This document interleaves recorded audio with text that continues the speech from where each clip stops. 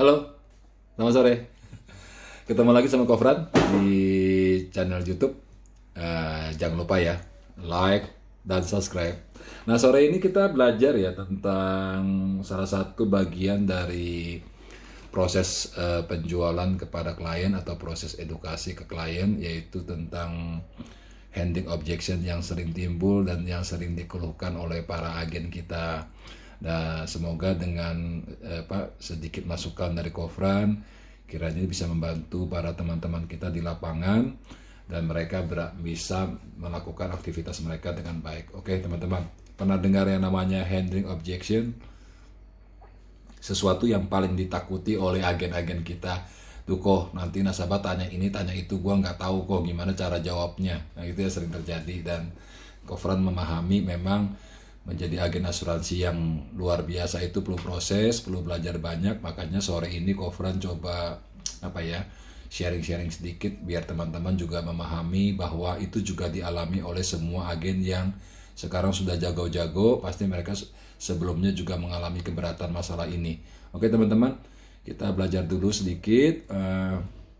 Teman-teman harus sepaham dengan Kofran dulu bahwa penolakan atau objection yang timbul itu bukan sebuah penolakan dari klien. Bukan berarti klien tidak suka Anda atau tidak setuju dengan apa yang telah Anda paparkan. Objection itu timbul karena mungkin nasabah kita ragu-ragu. Ada sesuatu yang diragu-ragukan dalam presentasi kita. Nah, ini boleh menjadi satu pelajaran buat kita bahwa kita perlu lebih banyak belajar dalam presentasi.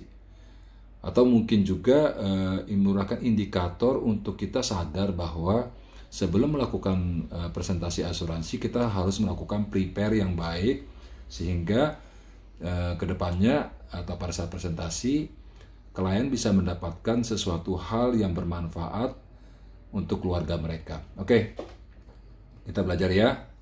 Nah, apa yang menyebabkan objection itu timbul di dalam sebuah proses edukasi atau proses penjualan kepada nasabah kita? Biasanya paling banyak ya, nasabah nggak paham. Setelah Anda presentasi bla bla bla bla, nasabah ujungnya nggak paham. Itu sering terjadi karena mungkin juga Anda terlalu banyak ngomong. Jadi kita harus tahu ya, di dalam presentasi asuransi nggak boleh banyak ngomong.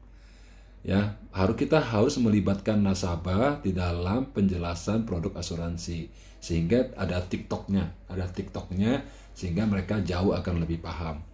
Dan biasanya juga nasabah ragu-ragu karena tidak melihat bukti dari apa yang Anda presentasikan.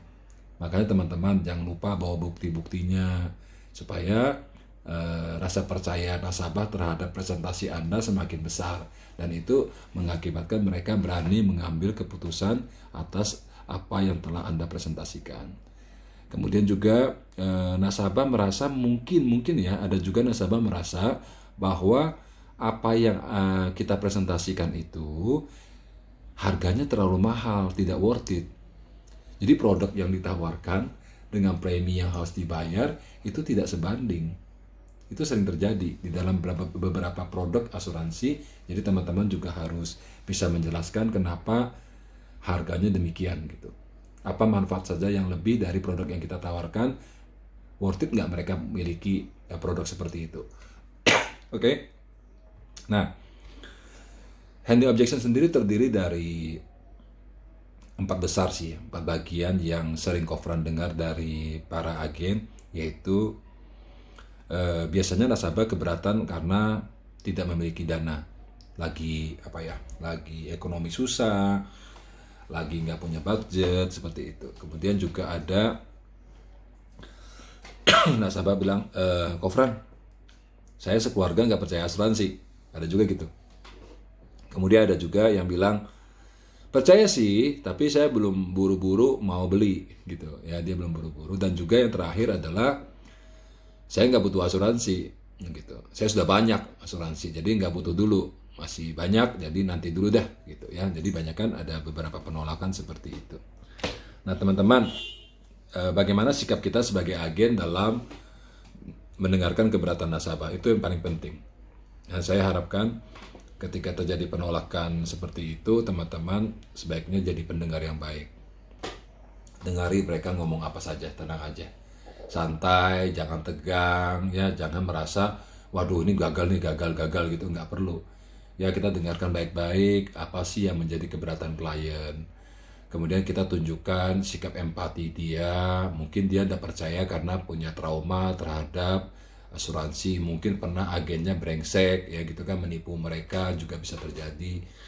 Mungkin juga karena pernah mengalami kerugian dalam produk yang dia beli, juga banyak masalah. Jadi teman-teman harus bersikap empati terhadap alasan-alasan atau mungkin bantahan-bantahan yang telah diberikan oleh pihak calon klien kita. Ya, kemudian kita harus jangan bersikap overreaktif. Misalnya contoh overreaktif seperti apa ya? Ketika nasabah bilang, beli asuransi itu rugi, jangan langsung enggak C salah beli gitu. Jangan seperti itu. Jangan overreaktif, santai aja. Oh ya C, kenapa menurut Cece beli asuransi itu rugi? Santai aja ya. Jadi teman-teman nggak usah terlalu terbawa emosi, sehingga ciptakan rasa nyaman saja bahwa itu Anda harus anggap itu sebuah ya, hal yang biasa di dalam proses penjualan. Juga satu lagi, jangan underestimate terhadap keputusan klien. Waduh, klien nggak beli, ini dasar kikir, dasar bodoh, nggak ngerti asuransi. Jangan seperti itu, karena setiap orang punya pemikiran masing-masing terhadap apa yang Anda tawarkan atau apa yang dijual oleh para agen asuransi. Jadi teman-teman, sikap Anda menentukan hasil daripada penjualan Anda. Makanya saya sebagai sahabat Anda di dalam forum belajar asuransi, satu saja yang saya sarankan buat teman-teman di sore hari ini, satu, penuhi diri dengan ilmu, dengan banyak pelatihan, biar teman-teman juga bisa menaikkan kapabilitas dari diri sendiri. Kemudian juga tunjukkan lebih banyak sikap mendengar dan empati dalam menghadapi semua keberatan klien. Dengan begitu, harapan Kofran, teman-teman akan jadi agen yang luar biasa dan jadi agen yang sangat sukses. Terima kasih sudah menyaksikan video Kofran sore hari ini. Terima kasih kalau Anda semua mau share video ini buat teman-teman kita seluruh agen asuransi, dan semoga ini menjadi suatu hal yang bermanfaat buat rekan-rekan semua. Selamat sore, sampai ketemu di video berikutnya. Jayo.